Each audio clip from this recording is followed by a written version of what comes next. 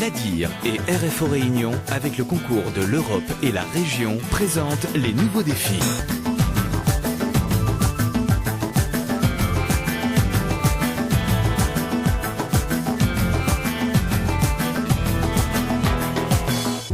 Des barils en guise d'éprouvette. Comme chaque jour, Jeanlin commence sa journée de travail en jouant au petit chimiste.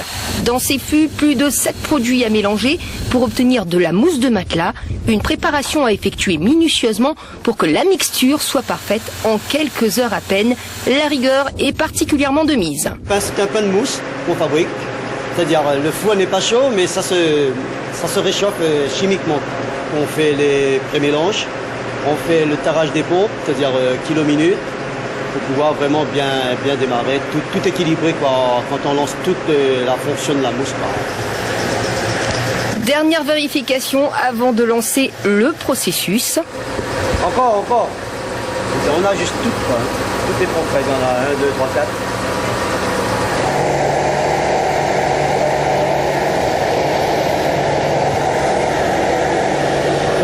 T'aider pour moi s'il te plaît.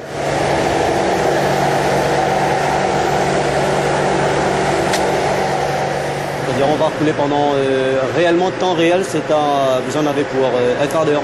C'est vraiment très difficile au départ, il faut équilibrer tout, la pression, les pompes, regardez, il faut être vraiment vigilant. Moi comme ça quand on prend un bon départ et puis on a moins de déchets, ainsi de suite. Tout d'abord, la vieillesse de la pauvre dame, ça fait quand même ouf, quand même pas mal d'années qu'elle existe. Moi, je suis rentré en 78, elle a créé l'usine depuis en 72, 73, voilà. Elle était déjà là. Caprice mis à part, la magie opère. C'est dans ce tunnel que le pain de mousse prend vie.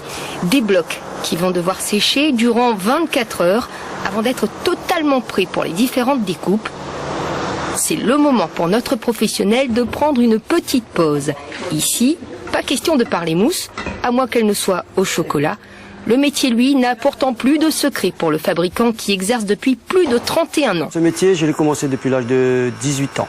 J'ai fait quand même un stade d'apprentissage ici quand même en capitonnage, c'est-à-dire tapissier en meubles. Après, je suis quand même parti vers la métropole par rapport au biais de l'entreprise, bien sûr. 2 à 3 mois en métropole, vers d'autres entreprises, pour voir vraiment comment ça fonctionne, revêtement des fauteuils, ainsi de suite, capitonnage. Mais après, je suis tourné comme ça, je suis resté là et puis j'ai aimé. Malgré les années passées, le spécialiste n'a jamais souhaité partir de la toute première fabrique de mousse installée sur l'île depuis 1972. C'est ici qu'il a tout appris, de la conception des matelas les plus basiques à celle d'objets les plus insolites entièrement faits de mousse, souvent du travail de précision. On a un paquet de fonds, le petit canard qu'on a fait, ouais, c'est le petit, après 24 on a fait la main cœur. Mais les plus grosses commandes pour une telle société sont tout de même les matelas. Et pour faire face à la concurrence, particulièrement celle de l'importation, une mise à jour régulière des machines s'est rapidement imposée. On a renouvelé celle-là. Celle-là, c'est une piqueuse.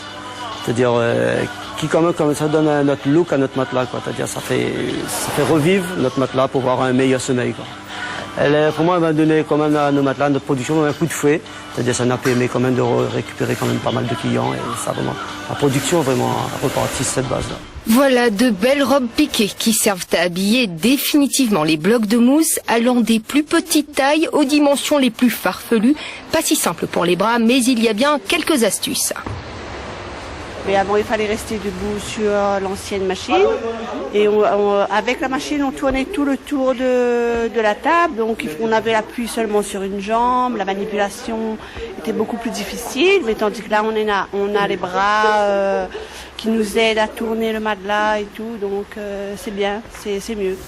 Des machines plus performantes qui ne seraient toutefois rien sans une bonne dose d'expérience, car il n'existe aucune formation dans la fabrication intégrale d'un matelas. C'est donc avec une certaine fierté que Jeanlin partage au quotidien son savoir-faire. S'il y a quelque chose de mal fait, il est le premier à nous dire que la tresse elle est mal mise ou le truc il est mal collé.